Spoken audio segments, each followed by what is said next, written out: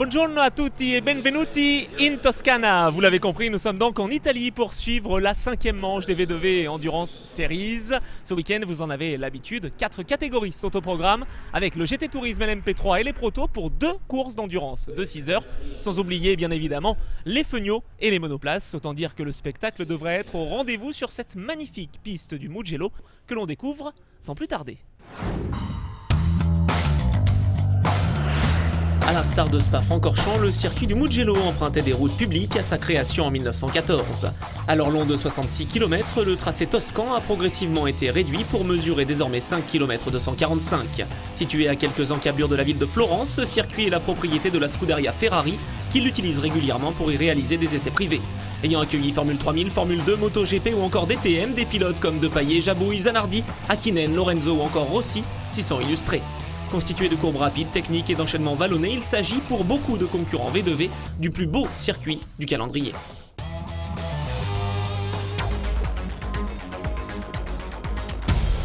On commence ce résumé Feugnot avec le traditionnel tour du circuit en caméra embarquée, 5 km 245 en compagnie de Romain Houllier sur sa SP05 à moteur Peugeot de 250 chevaux. Alors nous voilà à bord de la Fugno SP05 numéro 24 de HMC Racing, dans la grande ligne droite de départ du circuit du Mugello. Donc on arrive dans le bout de ce circuit approximativement à une vitesse de 245 km/h et on va venir toucher les freins entre 100 et 80 mètres pour pouvoir passer notre première courbe. Courbe en montée, assez simple à prendre, et on va arriver sur notre premier gauche-droite, où il faut éviter de se laisser embarquer dans ce premier gauche pour le droite qui suit. On relance en sortie et on va arriver à notre deuxième gauche sur droite qui est légèrement plus ouvert que le premier, donc on peut garder un petit peu plus de vitesse. Et là on va arriver dans un enchaînement où il faut un peu de cœur. On va arriver sur un droite à descendre. Une fois engagé là-dedans, on soude et on passe gauche complètement à fond. Et on va arriver sur les deux Arabatia, deux droites d'Arabatia, où on arrive approximativement à une vitesse de 200 km/h. Avec une grosse compression, énormément de G, donc vraiment génial. On arrive maintenant sur un droite sur gauche, légèrement en descente, relativement simple. Bien prendre la corde pour pouvoir sortir comme il faut. Et là on voit au loin une Fugno 5, donc les deuxièmes modèles qui courent dans le championnat Fugno. Une longue courbe droite, une sortie qui se referme légèrement et on va arriver sur une chicane qui se passe à fond. Là je lève légèrement parce qu'on arrive derrière la F5. Et puis on va arriver sur le dernier gauche du circuit, identique, une longue courbe en descente. Il ne faut pas hésiter à remettre gaz très très tôt pour pouvoir avoir une Vmax maximum au bout de la ligne droite. Et voilà la longue ligne droite du Mugello, tout en descente, avec les montagnes dans le fond, magnifique.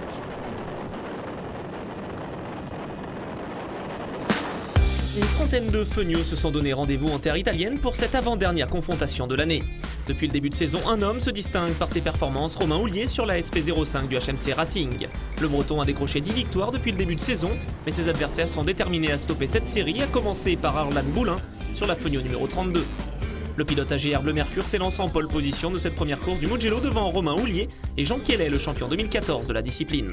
Les trois hommes sont au-dessus du lot en SP05 alors que dans le clan des F5, le leader du championnat Cédric Gardin s'élance 6ème derrière ses rivaux Cyril Denis, Renaud Malinconi et Aurélien Robineau. Au feu vert, c'est une nouvelle fois Houllier qui est le plus prompt à s'élancer. Le leader du championnat s'empare des commandes de cette première course du week-end devant Boulin, Tessier et Kellet, auteur d'un départ moyen. Attention au premier virage, certains concurrents bloquent les roues mais toutes les voitures passent sans encombre. Houllier va rapidement adopter un rythme élevé afin de creuser un écart conséquent sur le reste de la meute. En F5, Cyril Denis se positionne immédiatement comme le favori de ce week-end. Le Manceau ne laisse aucune chance à ses rivaux et s'échappe devant Robineau et Gardin. Auteur d'un départ moyen, Malinconi remonte petit à petit et va s'emparer de la deuxième position finale dans l'avant-dernier tour face à Gardin. Devant, Romain Houllier décroche une nouvelle victoire en résistant au retour éclair de Jean Kellet sur la ligne. Belle opération pour Cyril Denis en F5, le pilote Wintech l'emporte devant l'albigeois Malinconi, alors qu'Aurélien Robineau perd de gros points en étant contraint à l'abandon. Le lendemain, Houlier s'est lancé en pole position et prenait une nouvelle fois le meilleur départ. Le leader du championnat allait s'imposer pour la 12e fois de l'année et prenait des points importants à ses deux rivaux pour le titre, Jean Kellet et Harlan Boulin. En Fogno 5, Cyril Denis a livré une bataille exceptionnelle avec Claude Chaumeau. Le pilote Wintech aura su s'employer pour prendre le meilleur sur le pensionnaire du HMC Racing. On retrouve Cyril Denis dans les échappements de Chaumeau. Le Manceau aura finalement le dernier mot et va décrocher un deuxième succès de rang au Mugello.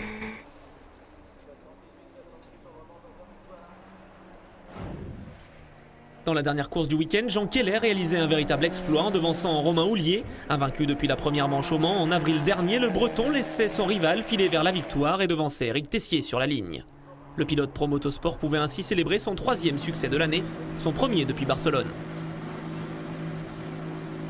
6e de cette course, Cyril Denis réalisait le hat-trick en Fogno 5. Il revient désormais à grandes enjambées sur ses adversaires au championnat, le pilote SBD Cédric Gardin et le pensionnaire du team VUSA, Renaud Malinconi. Au cumul du week-end, Houlier réalise la bonne opération et conforte sa position de leader au classement général SP05 devant Kellet et Boulin avant de se rendre à Manicourt pour la grande finale. Après l'Espagne et l'Italie, les concurrents des V2V Endurance Series feront leur retour en France. Ce sera sur le circuit de Nevers-Manicourt début octobre pour l'avant-dernière manche de l'année. D'ici là, portez-vous bien et restez fidèles à Motors TV.